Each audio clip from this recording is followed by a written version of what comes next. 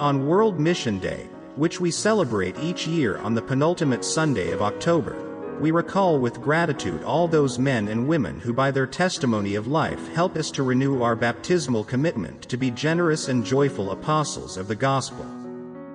The theme of this year's World Mission Day, "We cannot but speak about what we have seen and heard," is a summons to each of us to own and to bring to others what we bear in our hearts. This mission has always been the hallmark of the Church, for she exists to evangelize.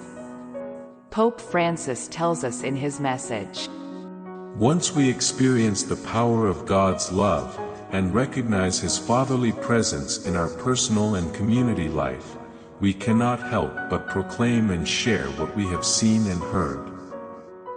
No one is excluded. No one needs to feel distant or removed from this compassionate love.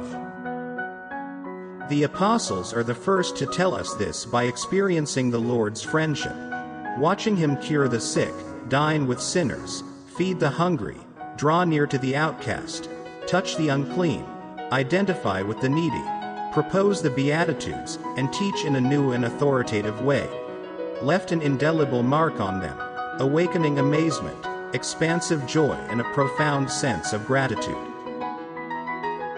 With Jesus, we too have seen, heard, and experienced that things can be different, that we were created for a fulfillment that can only be found in love. The ecclesial community reveals its splendor whenever it recalls with gratitude that the Lord loved us first. To be in a state of mission is a reflection of gratitude. The first Christians began the life of faith amid hostility and hardship. Those experiences impelled them to turn problems, conflicts, and difficulties into opportunities for mission. The book of Acts teaches us to endure hardship by clinging firmly to Christ, to grow in the conviction that God is able to act in any circumstance, even amid apparent setbacks. Our times are not easy. The pandemic has brought to the fore and amplified the pain, the solitude, the poverty, and the injustices experienced by so many people. We have experienced discouragement, disillusionment, and fatigue. Nor have we been immune from growing negativity that stifles hope.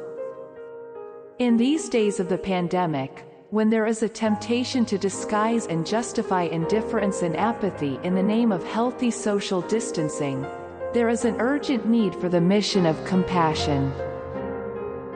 Like the apostles and the first Christians, we too can say with complete conviction, "We cannot but speak about what we have seen and heard." Everything we have received from the Lord is meant to be put to good use and freely shared with others. The first Christians, far from yielding to the temptation to become an elite group, were inspired by the Lord and His offer of new life to go out among the nations and to bear witness to what they had seen and heard, the good news that the kingdom of God is at hand. They did so with generosity, gratitude, and nobility. We know that the call to mission is not a thing of the past, but especially in these times of pandemic, it is important to grow in our daily ability to widen our circle, to reach out to others who, albeit physically close to us, are not immediately part of our circle of interests. Pope Francis concludes, "To be on mission is to be willing to think as Christ does, to believe with Him that those around us are also my brothers and sisters. May His compassionate love touch our hearts and make us all true missionary disciples."